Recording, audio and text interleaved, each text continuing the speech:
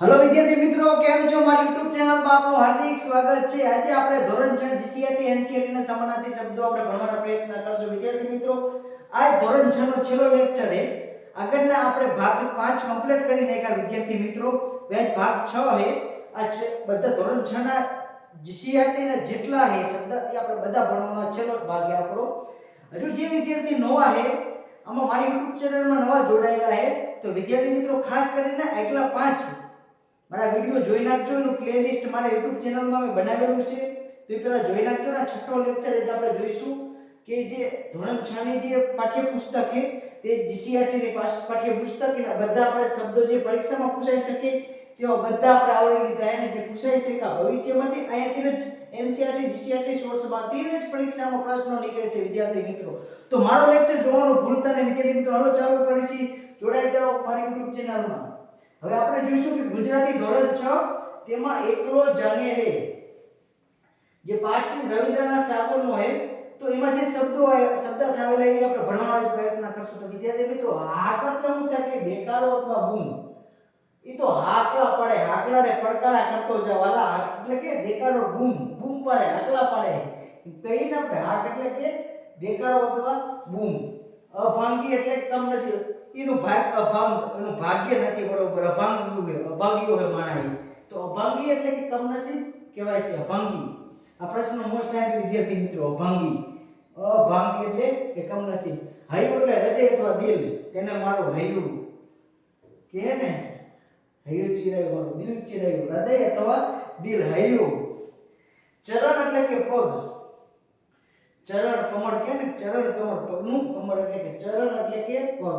પ્રભુના ચરણમાં, પ્રભુના પગમાં કહેવાય ને, પ્રભુના ચરણમાં એટલે કે ચરણ એટલે કે પગ। બીજું કે આભ એટલે કે આકાશ, આભ એટલે આકાશ યાદ રાખજો।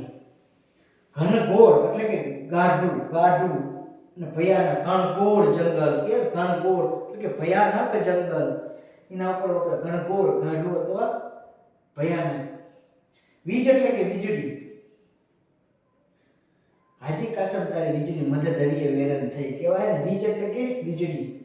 બીજું પાઠ છે લોકગીત, કોઈ દેખાડો, એક લોકગીત જેમાં શબ્દો એ આપણે ભણવાનું કીધું છે શબ્દ જે IMP હોય, જેમ કે શેરી, ગામડા ભાષા કે આ શેરીમાં રહે, એવો વ્યક્તિ ફલાણો વ્યક્તિ આ શેરીમાં રહે આપણે કહી।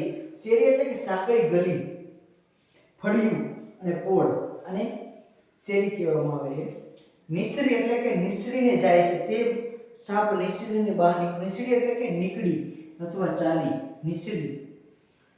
અંબર વિદ્યાર્થી મિત્રો, મોસ્ટ IMP સુપરસ્ટાર IMP પરીક્ષામાં પૂછી ગયો। અંબર એટલે કે વસ્ત્ર, અંબર એટલે વસ્ત્ર। બીજું કે પિંજણી, પૈડાપણનું ઢાંકણને પિંજણી કહેવામાં આવે છે। શબ્દ સમૂહ માટે એક શબ્દ પૂછાય છે કે પૈડાપણનું ઢાંકણ શું કહેવામાં આવે? પિંજણી। ધમડો એટલે કે બળદ કે વાછરડોને ધમડો કહેવામાં આવે છે, ધમડો। અમરાપર એટલે કે સ્વર્ગ, અમરાપર એટલે કે સ્વર્ગ। ત્રાંબાળું એટલે કે તાંબાના ત્રાસ, મોટી પરાત, તાંબાના ત્રાસની મોટી પરાતને ત્રાંબાળું કહેવામાં આવે। બીજું કે ઊભા કાના વાળો થાળ, ઊભા કાના વાળો થાળ, તમે રસોડામાં લેડીઝને ખબર હશે કે ત્રાંબાળું કોને કહેવામાં આવે છે। જીવન એટલે કે ઈશ્વર, વિદ્યાર્થી મિત્રો IMP, જીવન એટલે કે ઈશ્વર। કંઠેથી એટલે ગળેથી, કંઠથી બોલે છે, તેના મધુર કંઠેથી, કોયલ તેના મધુર કંઠેથી બોલે છે કહેવાય છે, કંઠે એટલે કે ગળેથી। દીનાનાથ એટલે કે ઈશ્વર, દીનાનાથ એટલે કે ઈશ્વર। આ પાઠમાં દીનાનાથમાં ઈશ્વર તરીકે ભણવામાં આવેલું છે। મત્સ્ય એટલે કે બહાણે, મત્સ્ય એટલે બહાણે। આ મોસ્ટ આઈમ્પી વિદ્યાર્થી મિત્રો, આ છે તળપદો શબ્દ, મત્સ્ય એટલે કે બહાણે યાદ રાખજો। બજાવવું એટલે કે વગાડવું, બજાવવું એટલે બજાવવાની પટ કે ને, બજાવવું એટલે કે વગાડવું, તેને બેન્ચો હારો બજાવ્યો કે ને, આપણે કે બેન્ચો બજાવે સારો, તો એના માટે બજાવવું એટલે કે વગાડવું।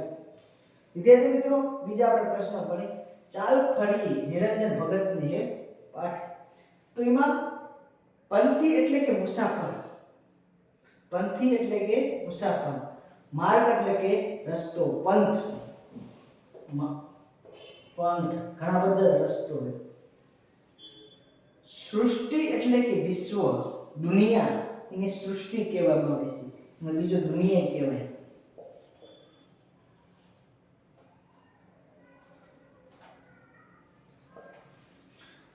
ઘડી એટલે કે સમય, ઘડી એટલે કે સમય.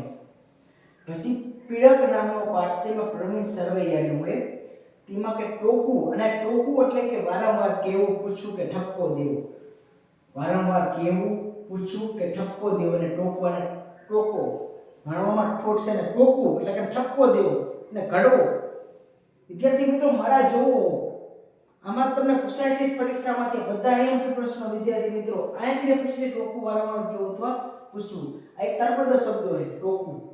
નિરીક્ષણ એટલે કે અવલોકન, નિરીક્ષણ કરે, પ્રયોગશાળામાં અમે નિરીક્ષણ કરી રહ્યા એટલે કે અવલોકન કરી રહ્યા, બરોબર.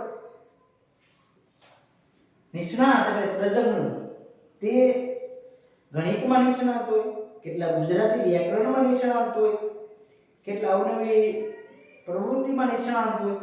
તો એના માટે જે શબ્દ વપરાય નિષ્ણાત એટલે તજજ્ઞ. દ્વિજ એટલે કે પક્ષી, આ વિદ્યાર્થી મિત્રો મોસ્ટ આઈએમપી. દ્વિજ એટલે કે પક્ષી, દ્વિજ એટલે પક્ષી, યાદ રાખજો વિદ્યાર્થી મિત્રો, દ્વિજ એટલે પક્ષી. હર્ષ એટલે આનંદ, હર્ષ ઉલ્લાસ, આનંદ ઉલ્લાસ, હર્ષ એટલે કે આનંદ. જિજ્ઞાસા એટલે જાણવાની ઈચ્છા, અને જિજ્ઞાસા મારે આ શીખવાની કોકની ભાવનાઓ. ઘણા વિદ્યાર્થી મિત્રો જોઈ નીકળી જાય, પણ જે વ્યક્તિ ભણવાનો માહિર છે કે મારે શિક્ષામાં મારે આગળ વધવું છે, મારે માતા પિતાનું સપનું સાકાર કરવું, તો વિદ્યાર્થી મારો ઠેઠ લગી લેક્ચર જોઈશે. એને ખબર છે કે આમાંથી છે જીસીઆરટી એનસીટી સિરીઝ ચાલે, આમાંથી જ પ્રશ્નો પૂછાવાના છે, તો એ 100% જોવાનો વિદ્યાર્થી મિત્રો મારો લેક્ચર. એને ખબર છે, એને કારણ કે જિજ્ઞાસા, એને જાણવાની ઈચ્છા છે કે આ પ્રશ્નો બધા આઈએમપી છે, પરીક્ષામાં આમાંથી જ પૂછાવાનું હોય, તો વિદ્યાર્થી જોઈશે મારો લેક્ચર. બીજું કે પૈડું પારેખ નગીનદાસની પાઠ, એમાં વાની એટલે એક જાતની મીઠી જુવાર, એક જાતની મીઠી જુવારનું નામ વાની કહેવામાં આવે છે. શબ્દ સમૂહ માટે એક શબ્દ પૂછે, એક જાતની મીઠી જુવાર એટલે કે વાની. આફત એટલે કે સંકટ, આફત આવી એના ઉપર એટલે સંકટ આવ્યું છે. અલોપ એટલે કે અદ્રશ્ય, અલોપ થઈ ગયો, તે અહીંથી અલોપ થઈ ગયો, હમણે જ હતો ત્યાંથી પછી અલોપ થઈ ગયો, અલોપ એટલે કે અદ્રશ્ય. ટંટુ એટલે કે ઠીંગણો ઘોડો, યાદ રાખજો વિદ્યાર્થી મિત્રો, ટંટુ એટલે કે ઠીંગણો ઘોડો. બીજું કે પાંગડું એટલે કે આધાર ટેકા વિનાનું પાંગડું કહેવાય, આધાર ટેકા વિનાનું એને પાંગડું કહેવામાં આવે એમ વિદ્યાર્થી મિત્રો.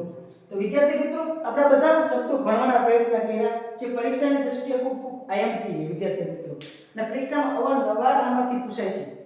આપણે જીસીઆરટી ધોરણ 6 ની જીસીઆરટી નું આખા પુસ્તકમાં જેટલા શબ્દ હતા એ બધા આપણે ભણાવી લીધા વિદ્યાર્થી મિત્રો. હવે આપણે ધોરણ 7 તરફ જઈશું. આના 5 થઈ ગયા, કુલ 6 ભાગ બન્યા. કેટલા ભાગ વિદ્યાર્થી મિત્રો? 6 ભાગ.